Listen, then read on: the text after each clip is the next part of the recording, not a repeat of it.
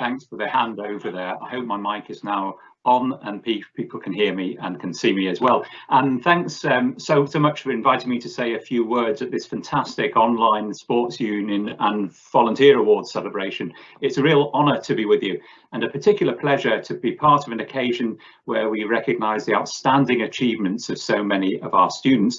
And I'm sure I speak for us all in saying well done, and thank you for all that you've given, both as an individual and as part of a team. But I also want to say well done and thank you to the outstanding teams behind the scenes, our fantastic sports union and RIM staff, all of those staff who together make Heriot-Watt the top place to study and pursue sporting ambition in the UK. It's an outstanding place to study, an outstanding place to do sport, and particular thanks to you, Ben.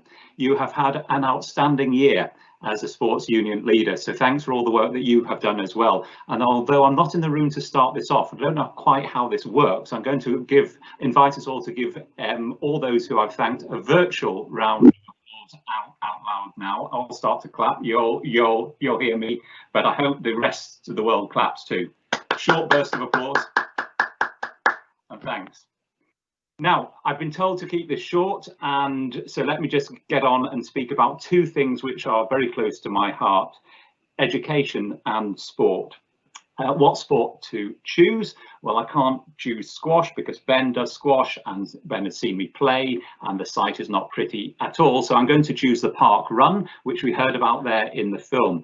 The park run is a 5K race run every week in towns and cities all around the world, and of course opened up at our own Edinburgh campus less than a year past. And it's been a great success and will no doubt be a great success once again when we come out of lockdown. So for those of you who aren't park runners yet, here's the setup.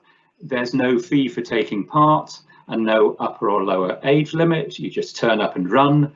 You get a token when you finish, you hand that in, you get your time recorded, and all the times are put up on the park run website later that day. Now, I use that example because I think it's a really good model to have in our minds when we think about achievement, not just in sport, but in education and in life. And for those of us who are in education, I want to suggest it's a good reminder as well of what matters in education and what doesn't matter. So let me take the second point first. What doesn't matter in education? The park run, as I said, is open to all. It doesn't matter what age you are or what you look like or the background you come from or what food you like or what football team you support. It doesn't matter whether you will sprint or walk around the course. It doesn't matter whether you can see well or you need a guide because you're blind or partially sighted. It doesn't actually matter where you come in the race or who wins. All this is true of the park run, and all this is true of education at its best. We live in a world where people love to stick labels onto other people, and in parts of the world people are denied access to education because of these labels. There are parts of the world where if you're a girl, you'll find it harder to access education than if you're a boy.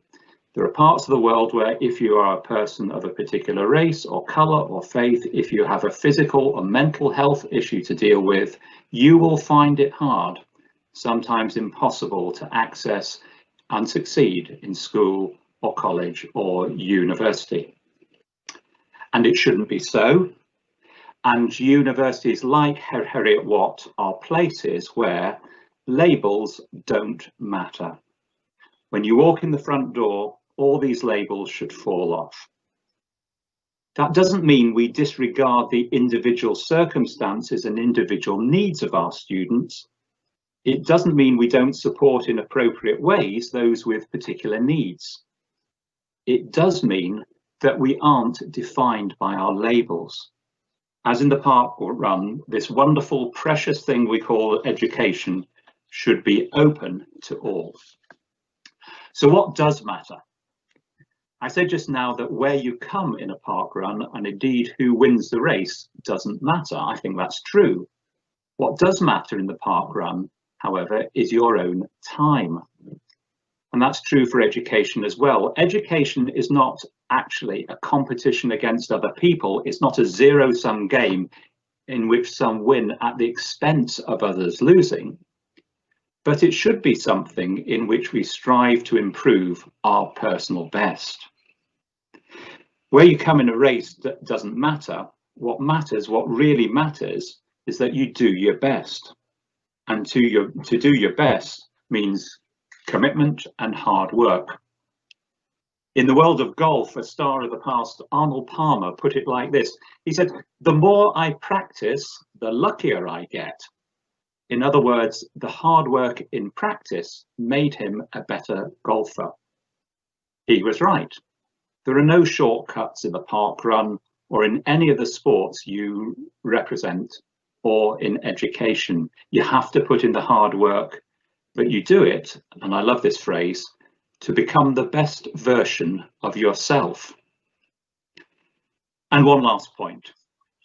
If all the park run is about is a personal best and a time each week, why do so many people choose to run with other people? Why not do it in your own time yourself? Because it's better, it's more motivating and frankly more fun to run with other people. And that's true of education too. Yes, we can learn as an individual, but the best learning happens when we learn with other people. Yes, we are ultimately responsible for our own learning. We have to put in the effort, but it is more easy, more motivating, more fun, actually more effective to learn alongside other people. Because when there comes times when things get tough, other people will be there to help you. And when you see other people finding things tough, you will be there to help them. That's true of education. That's even more true in sport. And that's why I'm convinced that the educational endeavour and the sporting endeavour can and should go hand in hand. They are mutually supporting, not just for whilst you're a student, but through the whole of your life. And one last point. August this year will mark 25 years since I first joined Heriot-Watt as a member of staff. That's a long time. I'm immensely grateful to be given the chance to work here. I'm immensely proud of those that I work with as well. I take great pride in my Heriot-Watt tartan tie of telling people where I work. And this year I was made a gift of which I have become immensely proud. And it's this yellow top. I hope you can see it. It says Sports Union Ambassador on the back. I'm really proud to wear that top because I'm proud of the work that goes on to support and encourage sport. And I'm proud of all the achievements represented at this virtual event this afternoon. Thank you for the chance to say a few words. Thank you for all the work you do to support sporting endeavour. Best wishes for whatever lies ahead of you. Keep striving to do your PB in whatever sport it is. Keep working hard to become the best version of yourself. And who knows, I may see some of you on the park run. Thanks, and back to Ben.